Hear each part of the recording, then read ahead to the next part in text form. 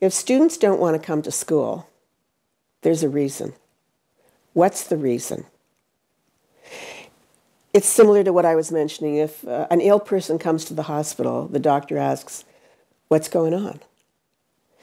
So eventually, the kids would come back to school and I would meet with them one-on-one. I would say, what's happening? Why don't you want to be here?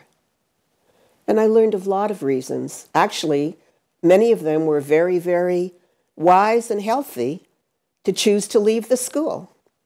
The school was a toxic environment that was doing them harm, often psychologically, with messages that were diminishing and insulting. If they had difficulties, they were often labeled. There was no personal connection. I'm not talking all the students at all, and I'm not talking all the staff. But I would learn patterns emerged of certain teachers who were, if I can exaggerate a little, I'll call them child killers, because they were, with their sarcasm and their put-downs and their punishing messages. And I would go to the principal. Now, first of all, I was probably breaking my union rules, but it was my first year in Michigan. I didn't know how all that worked. And I just said, we have a problem here. Da-da-da-da-da-da.